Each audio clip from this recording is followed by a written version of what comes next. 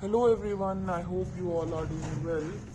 तो ये part second video है मोज़ेबे स्पेक्ट्रोस्कोपी की, जिसमें हम पैरामीटर्स और कुछ एप्लीकेशंस पढ़ने वाले हैं मोज़ेबे स्पेक्ट्रोस्कोपी के।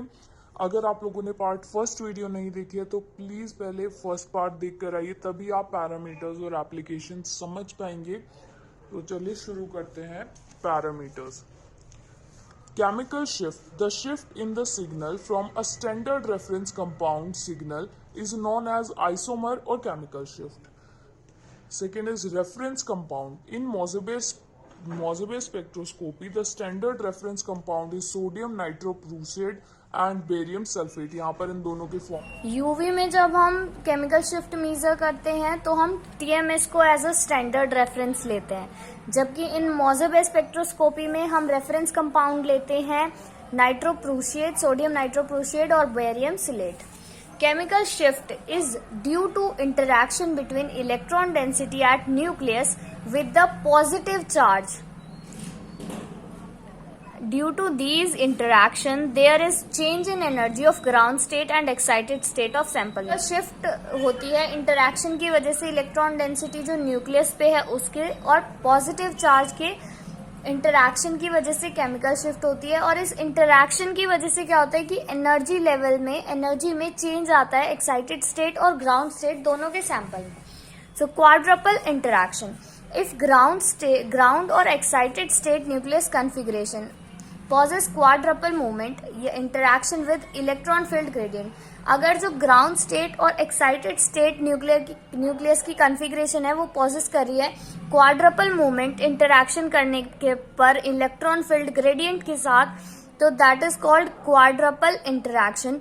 And due to interaction with electron field gradient with quadrupole movement, electron field gradient के क्वाड्रपल मूवमेंट के साथ इंटरैक्शन करने के बाद क्या होगा कि जो हमारी एक्साइटेड स्टेट के एनर्जी लेवल है वो स्प्लिट हो जाएंगे टू लाइंस में, दो अलग अलग लाइंस में स्प्लिट हो जाएंगे, जिसको हम कहते हैं nuclear quadrupole splitting.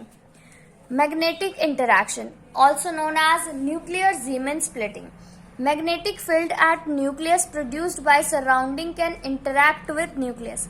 Nuclear magnetic field. Magnetic field जो न्यूक्लियस पे होती है वो प्रोड्यूस होती है जब सराउंडिंग के साथ इंटरैक्ट करती है विद न्यूक्लियर मैग्नेटिक मूवमेंट के साथ. एंड ये जो इंटरैक्शन होता है मैग्नेटिक फील्ड जो न्यूक्लियस पे है उसका सराउंडिंग्स के साथ, सराउंडिंग के न्यूक्लियर मैग्नेटिक मूवमेंट के साथ, इससे क्या होता है कि डीजेनरेसी होती है, ये डिस्ट्रॉय कर देता है degeneracy of nuclear levels.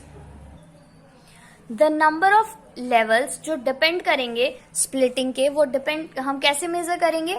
It is measured as number of nuclear level is equals to 2i + 1. I हम सभी को पता है सिलेक्शन रूल के अकॉर्डिंग 0 हो सकता है, +-1 हो सकता है, +-2 हो सकता है, एंड सो ऑन.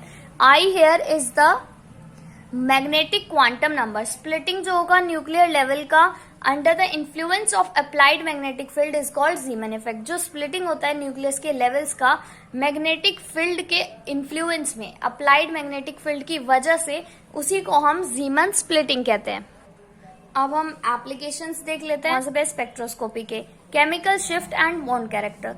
जो केमिकल शिफ्ट है that reflect difference in the s electron density around the emitter and absorber nuclei.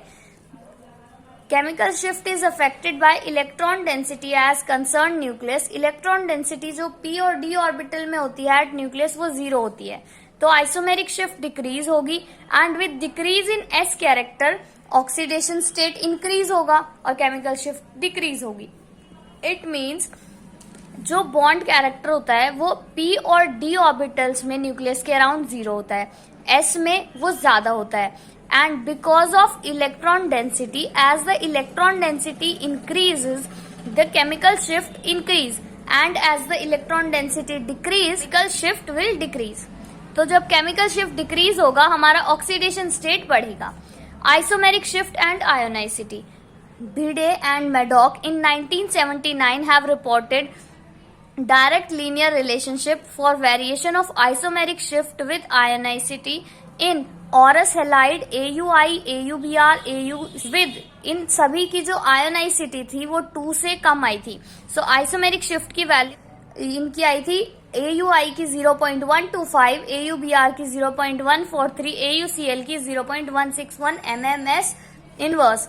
Electronegativity and isomeric shift. There exists a direct linear relationship for variation of isomeric shift with difference in electronegativity in trivalent antimony compound as the electronegativity is also increases. जब हम isomeric shift को vary करते हैं electronegativity के साथ तो इन दोनों में वेरिएशन आता है एज जैसे कि हमारा इलेक्ट्रोनेगेटिविटी बढ़े साथ ये हमारा आइसोमेरिक शिफ्ट बढ़ेगा because they are directly proportional to each other.